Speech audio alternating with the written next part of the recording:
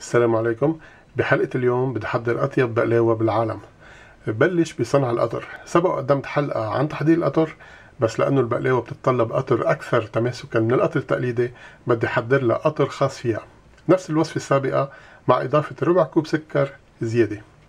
إذن بيلزمني نصف كوب من المي.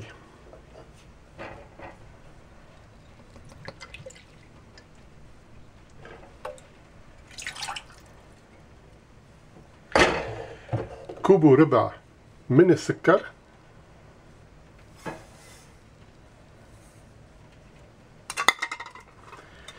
ملعقة شاي من عصير الحامض الصافي.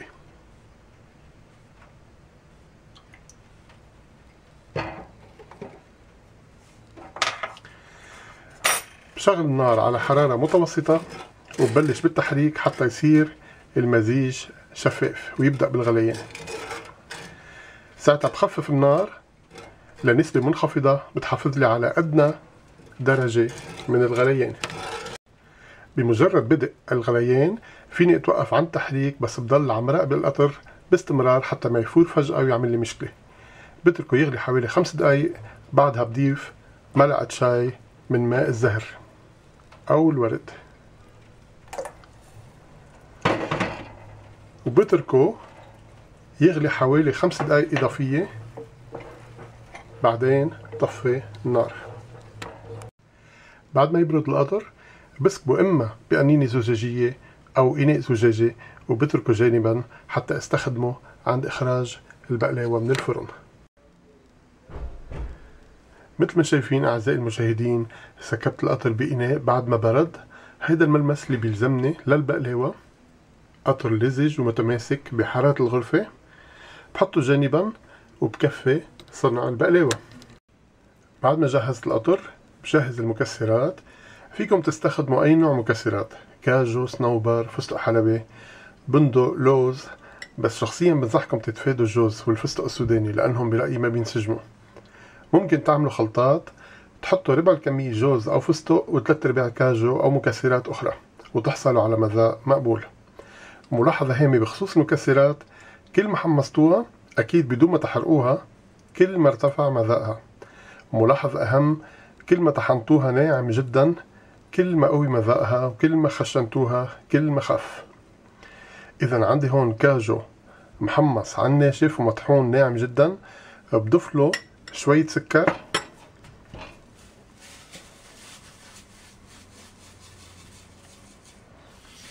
عندي هون سكر عضوي طبيعي منه مبيض، ورشة مزهر أو موارد. فيكم تحطوا من 2 موارد ومزهر بنفس الوقت.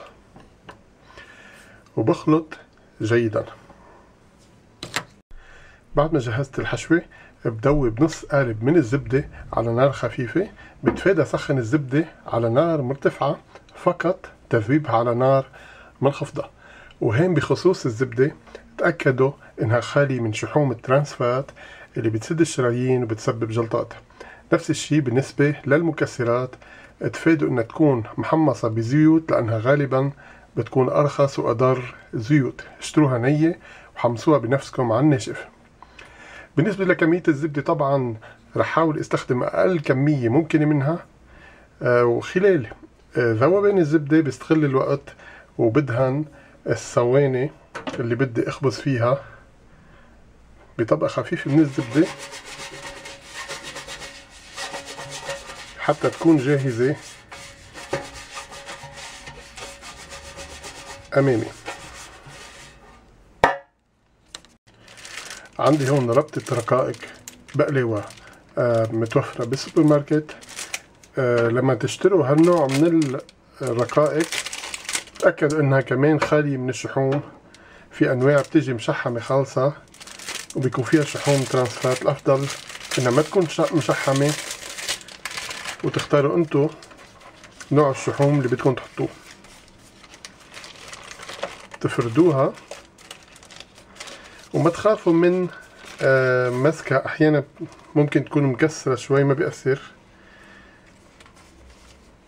ما تتلبكوا.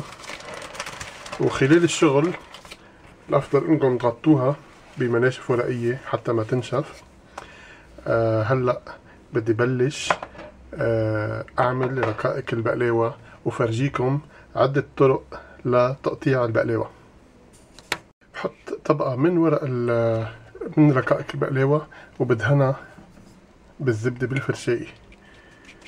بحاول احط كمية خفيفة لكل ورقة مثل هيدي مثلا، ووزعها على كافة مساحتها.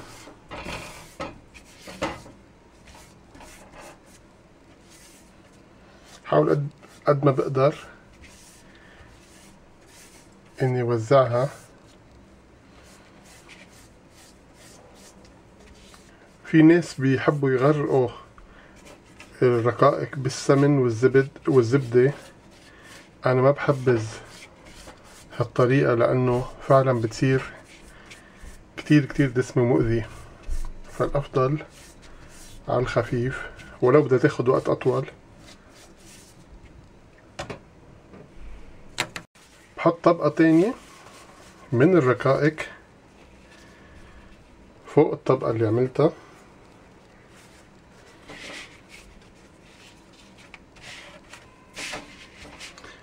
ما بيأثر حتى لو تجعدت بهالشكل، ما بيأثر، بالنهاية حتتقطع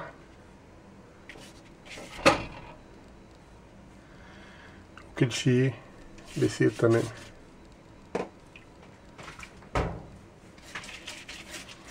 حاولوا تدهنوها، رددوها على كافة المساحة. إذا هيدي تالت طبقة من الرقائق، التالتة والأخيرة، عم بدهنها بالزبدة مثل الطبقتين اللي سبقوا. وهلأ صار وقت تقطيع. وهلأ بدي أعمل الطريقة اللي أنا بتبعها دايما واللي بنصحكم فيها كمبتدئين. بتعملوا نفس الطريقة مثل اللي سبقت. 3 أوراق، بتدهنوا كل ورقة بالزبدة، بتصفوا 3 ورقات، بتحطوا الحشوة بهالشكل. هيدي أسهل طريقة وأسرع طريقة. بتحطوا الحشوة من الأسفل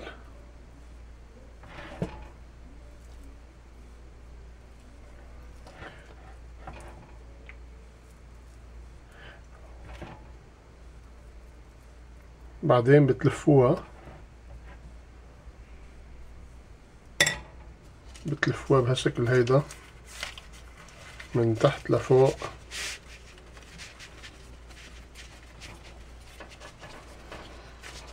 وبتقطعوها بالسكين.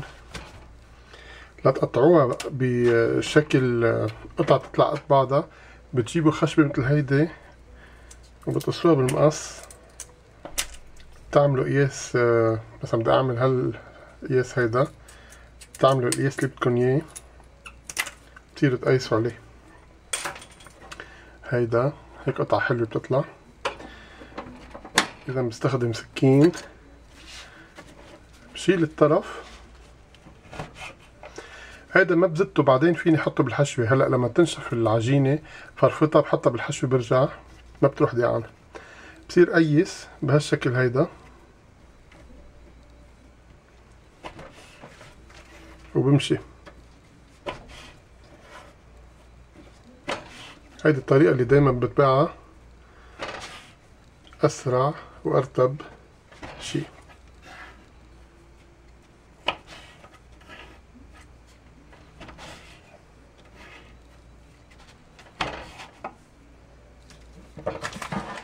هيك بصفهم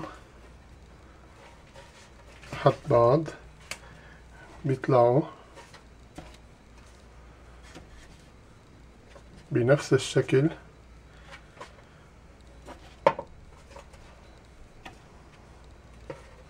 بهالشكل هيدا وكفي للآخر. بعد ما انتهيت من لف البقلاوة صارت جاهزة للخبز.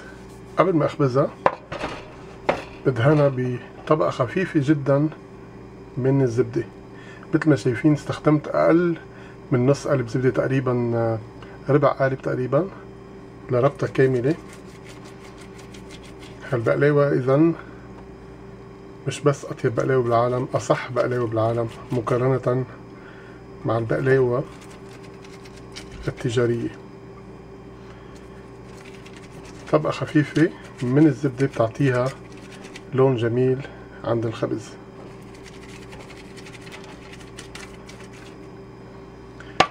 بحطها بالفرن على نار متوسطة وبراقبها دايما لأنه البقلاوة بتستوي بسرعة. بقلبها، بحاول بفتح الفرن بقلبها لشوفها إذا تحمرت، وبضل راقبها لحتى تصير شقرة مثل اللي بتشتروها خالصة. مثل ما شايفين أعزائي المشاهدين البقلاوة انخبزت، اللون مذهل. هلا بدي احط لها القطر مباشرة، المفروض ينحط قطر هي وسخنة. بحط القطر شوي شوي بكمية خفيفة حتى ما تطلع حلوة. وعلى فكرة البقلاوة أول ما بتظهر من الفرن بتكون طرية، ما ترتعبوا إذا لقيتوها طرية عم تعلك. اتركوها تبرد وشوفوا كيف حتصير تقرمش.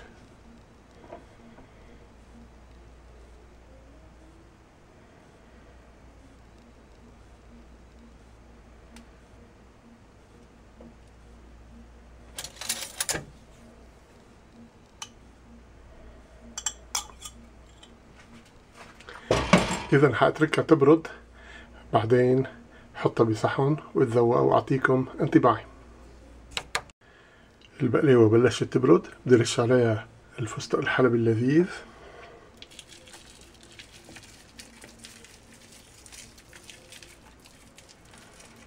فيكم ترشوا عليها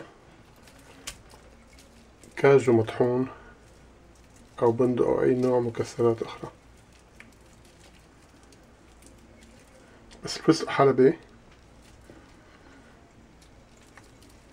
مذاقه أطيب ولونه أجمل. هلأ صار فيني صفهم بالصحن مثل ما سامعين الصوت، صاروا مقرمشين. هلا بصفهم كلهم مكفيهم وبرجع لكم. مثل ما شايفين أعزائي المشاهدين هيدا المنظر النهائي. الربط عملت لي تقريبا صينيتين، يعني صحنين مثل هدول. وهيدي بقلاوة فعلا مثل ما قلت لكم ببداية الحلقة أطيب بقلاوة بالعالم، لأنه فاخرة، كل شي فيها نظيف، المكسرات ما فيها شحوم مؤذية، الزبدة تأكدت إنه ما يكون فيها شحوم ترانسفات، والسكر القطر عملته بسكر عضوي، وخففت كمية القطر. عادة الشركات بتغرق البقلاوة بالقطر لأنهم بيبيعوها بالكيلو، بيبيعوكم بقلاوة بكلفة القطر. هلا بدي دوقها وأعطيكم رأيي.